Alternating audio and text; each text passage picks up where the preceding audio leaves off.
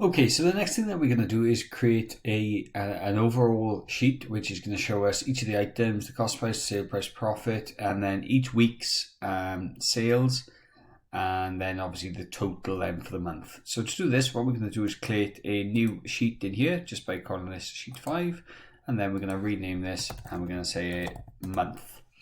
Now I'm going to be a little bit lazy here, and what I'm going to do is go and I'm just going to copy these cells here, and we are going to then just paste it in the top here. Now you will need to rearrange some of the cells because obviously the widths will have changed, but as you can see that wasn't too difficult. Now the next thing we're going to do is we're going to put week 1, week 2, week 3, and then week 4, and then total, and then total profit. So what we need to do is get the total from week 1, total from week 2, total week 3, total week 4, and then the grand total we can work out, and then we can also work out the monthly profit. So how do we do this? Very easy. If I click the equals sign, and then let's go to week 1, let's click in this cell here, and then what we're going to do is press enter, and straight away you can see it's put a slightly different formula in for us now. This one says equals in quote marks week 1, and then it's got an exclamation mark and L6. So what this is doing is it's looking for L6, and all I'm going to do for this is click, hold down with the mouse, drag and leave go, and as you can see it's now pulled in week 1 for us. Let's do the same for week 2. If I press enter and we go here and we go into the top part there, click, press enter, and we're just going to repeat this process another 2 times. So this time I go to week 3, clicking that, going enter, and then pulling it down, and then week 4 is the last one.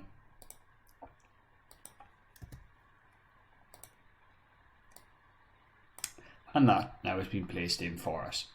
So the last thing we need to do for this is we're going to work out the total. So I'm going to put equals that plus that plus that plus that, and we're going to do a quick multiplication, and what we're then going to do is we're going to say equals that there multiplied by that one there. Now I'm going to highlight both of these cells, click in the corner and just drag down to copy the formulas in. And I'm also going to copy the formatting over, and I'm going to make sure the grids are turned on for these here as well. Now we are going to have to format this here because it's not in a pound sign, so I'm going to highlight this and click on the format there just so that we've got then the total profit formatted. Now just for completeness, I'm going to go min, max, average, grand, total, and what we're going to do is you're going to use the same formulas we used earlier. Equals min, open brackets, click, hold down, drag and leave go, and we're just going to work out the minimum, maximum and average for this.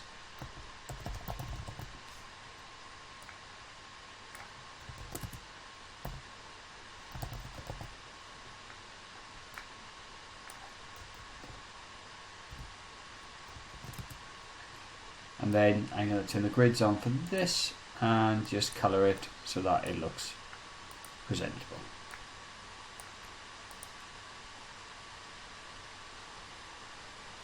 Now if you did want to change any of the other cells, you can.